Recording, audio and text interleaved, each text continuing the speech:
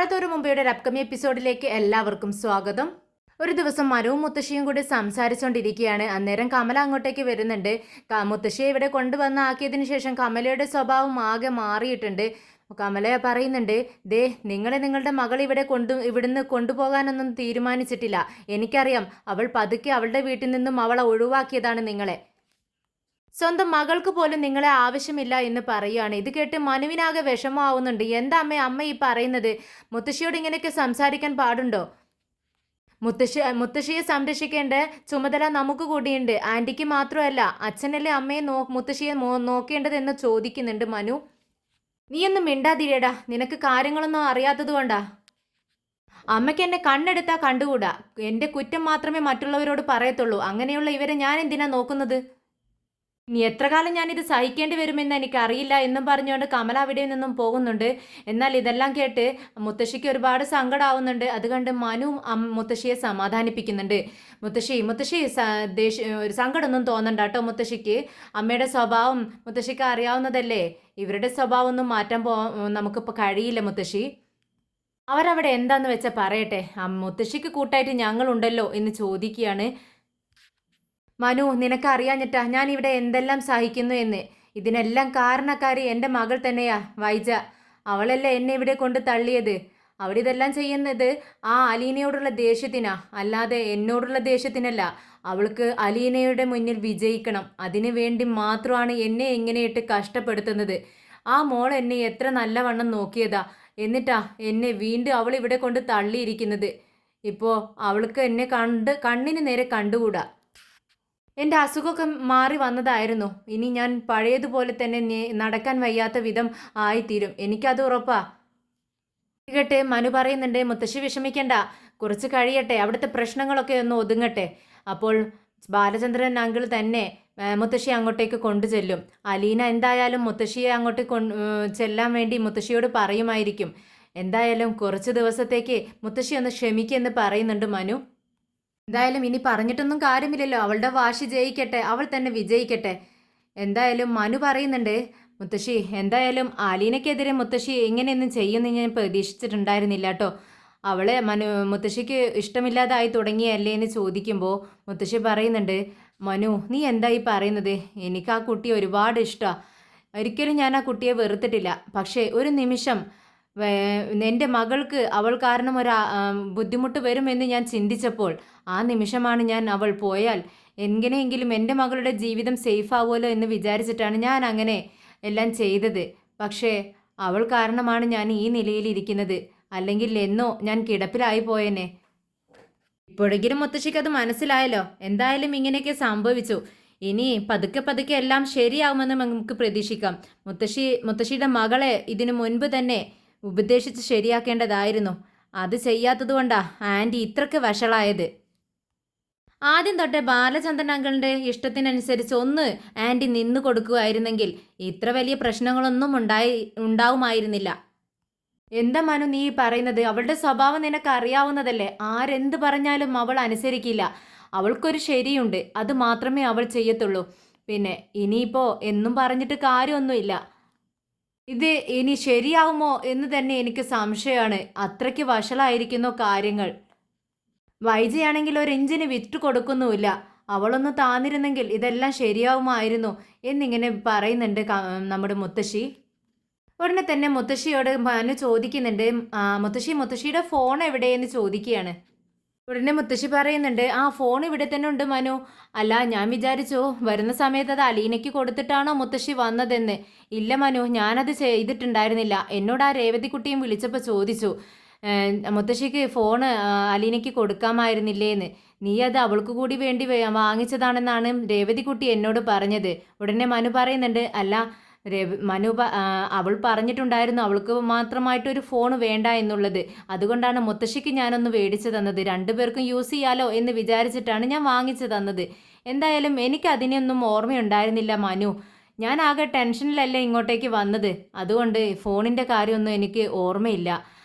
ഇന്നാ ഫോൺ നീ എന്തിനാ ചോദിച്ചതെന്ന് ചോദിക്കുകയാണ്. ആ നോക്കട്ടെ എന്ന് പറഞ്ഞുകൊണ്ട് മനു ഫോൺ മേടിച്ച് നോക്കുന്നുണ്ട്. എന്നിട്ട് ചോദിക്കുന്നുണ്ട്, അല്ല മുത്തശ്ശി ഇതിൻ്റെ കാര്യങ്ങളൊക്കെ പഠിച്ചെടുത്തോ? ഫോൺ ചെയ്യാനൊക്കെ അറിയാവോ ഇപ്പോൾ എന്ന് ചോദിക്കുകയാണ്. എനിക്കൊന്നും അറിയില്ല മനു. ദേ ആരെങ്കിലും വിളിച്ചു കഴിഞ്ഞാൽ അത് എടുക്കാൻ മാത്രം എനിക്ക് അറിയത്തുള്ളൂ. അലീന എന്നെ കുറേയൊക്കെ പഠിപ്പിക്കാൻ വേണ്ടി നോക്കി, പക്ഷേ എനിക്കൊന്നും മനസ്സിലാവുന്നില്ല. പിന്നെ അലീനയല്ലേ ഇത് യൂസ് ചെയ്യാറുള്ളത്, അവൾ എന്തൊക്കെയോ ചെയ്യും. അവൾ അധികം ഒന്നും നോക്കത്തില്ല. അവൾ രേവതിക്കുട്ടിക്ക് വിളിക്കാൻ വേണ്ടിയാണ് ഒന്ന് ഫോൺ എടുക്കുന്നത്.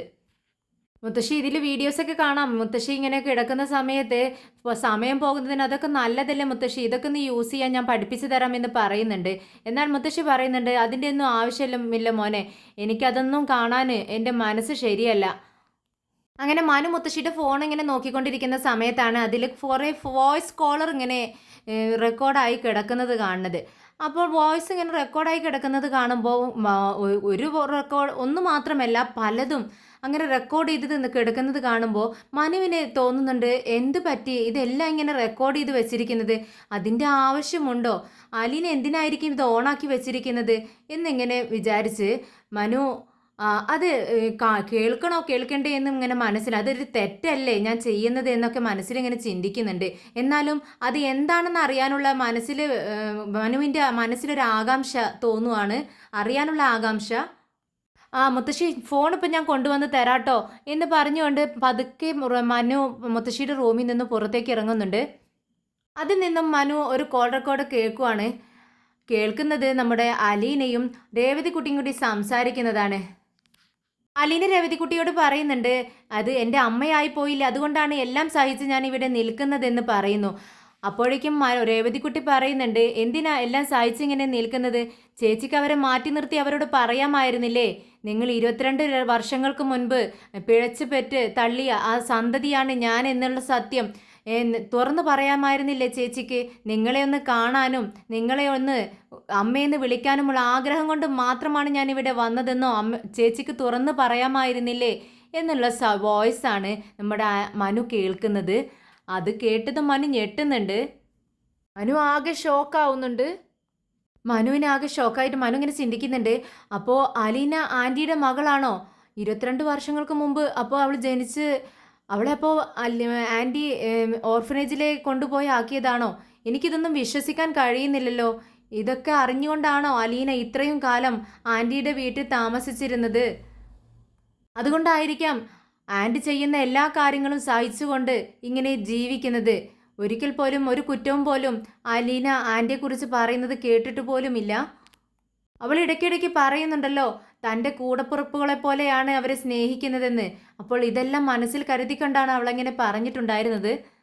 അലീന എന്തുകൊണ്ട് തന്നോട് ഇക്കാര്യം പറഞ്ഞില്ല എന്നിങ്ങനെ ചിന്തിക്കുന്നുണ്ട്. അതിനിടയിൽ മനു അലീനയെ വൈജയന്തി വഴക്ക് പറയുന്ന കാര്യങ്ങളൊക്കെ ഇങ്ങനെ ഓർക്കുകയാണ്. അലീന ഫസ്റ്റ് വന്നതും അവിടെ അലീന അനുഭവിച്ച കാര്യങ്ങളൊക്കെ, വൈജയന്തിയുടെ വീട്ടിൽ അനുഭവിച്ച ദ്രോഹങ്ങളൊക്കെ ഇങ്ങനെ ഓരോന്നോരോന്നായി മനുവിൻ്റെ മനസ്സിലേക്ക് ഇങ്ങനെ തെളിഞ്ഞു വരുവാണ്. അവൻ മനസ്സിൽ ചിന്തിക്കുന്നുണ്ട്, എത്രമാത്രം കഷ്ടപ്പെട്ടാണ് അപ്പോൾ ഇത്രയും കാലം അവൾ അവിടെ ജീവിച്ചത്. അപ്പോൾ തൻ്റെ അമ്മയോടും കൂടപ്പിറപ്പുകളോടും കൂടി താമസിക്കാനുള്ള ആഗ്രഹം കൊണ്ടാണ് ഇതെല്ലാം സഹിച്ച് അലീന അവിടെ നിന്ന് പോയതെന്ന് മനുവിന് മനസ്സിലാവുന്നുണ്ട്. ആൻറ്റിക്ക് എങ്ങനെ ഇങ്ങനൊരു മകളുണ്ടായി? ആൻറ്റി മുൻപൊന്നും വിവാഹം കഴിച്ചിട്ടില്ലല്ലോ, ബാലചന്ദ്രൻ അങ്കിളിനെ മാത്രമല്ലേ വിവാഹം കഴിച്ചിട്ടുള്ളൂ. അപ്പോൾ ആൻറ്റിക്ക് എന്തോ ഒരു ചതി പറ്റിയിട്ടുണ്ട്. അപ്പോൾ അങ്ങനൊരു സത്യവും ഇതിന് മറഞ്ഞു കിടക്കുന്നു. ഇനി അലീന ഈ സത്യങ്ങൾ ആരോടെങ്കിലും തുറന്നു പറഞ്ഞിട്ടുണ്ടോ?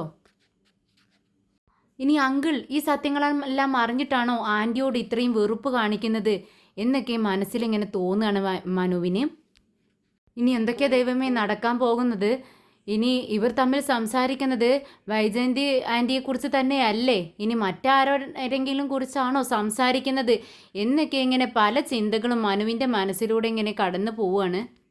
എന്തായാലും ഈ വലിയ രഹസ്യം മനസ്സിലായതോടെ മനു ചിന്തിക്കുന്നുണ്ട്, അപ്പോൾ ഈ സത്യങ്ങളെല്ലാം തിരിച്ചറിഞ്ഞത് കൊണ്ടാണ് നമ്മുടെ മുത്തശ്ശൻ അലീനയെ ഇങ്ങോട്ടേക്ക് കൂട്ടിക്കൊണ്ടു വന്നത്. എന്തായാലും എത്തേണ്ട സ്ഥലത്ത് തന്നെയാണ് അലീന എത്തിയിരിക്കുന്നത്. അത് വൈജയന്തി ആൻറ്റിയുടെ മകളാണെങ്കിൽ എന്തായാലും എത്തേണ്ട സ്ഥലത്ത് തന്നെ എത്തിയിരിക്കുന്നു. ഇനി എന്തായാലും ഈ സത്യങ്ങൾ ആർക്കൊക്കെ അറിയാം, ഇതിന് പിന്നിലുള്ള രഹസ്യം എന്താണ് എന്നൊക്കെ അറിയണം എന്നറിങ്ങനെ മനസ്സിൽ ചിന്തിക്കുന്നുണ്ട് മനു.